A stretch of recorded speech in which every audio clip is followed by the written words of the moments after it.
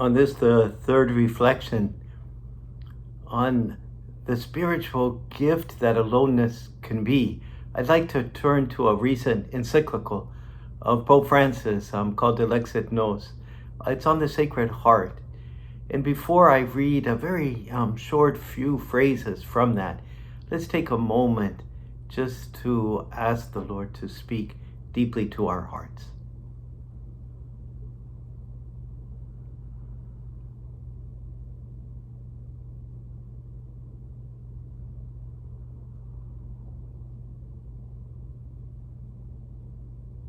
Pope Francis writes, imagine that moment, that encounter between your eyes and those of Jesus.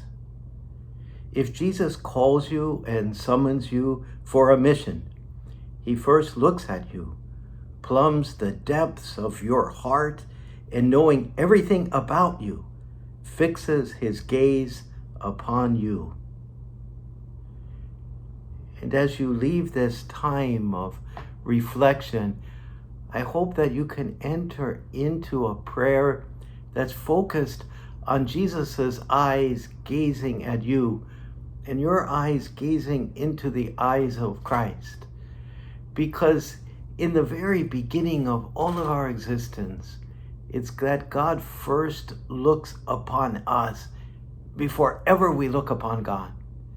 And we have the great joy in our lives to look upon the Lord. And those of us who live alone in some way have that gift that periodically during the day and in our prayer, we can, with perhaps a little more attention than other people can, focus on this wonderful Jesus who is gazing on us. It really comes from the beginning of the spiritual exercises when Ignatius encourages that before every moment of prayer that we first stop and we think and we imagine and we know that God is gazing upon us with the deepest love.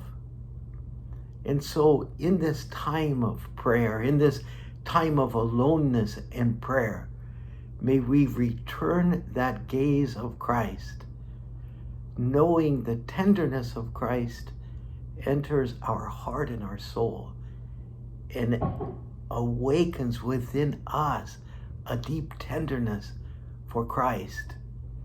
And in that moment, that exchange of gazes, may we be carried into a deep prayer, this deep invitation of Christ to be with him in prayer and in love.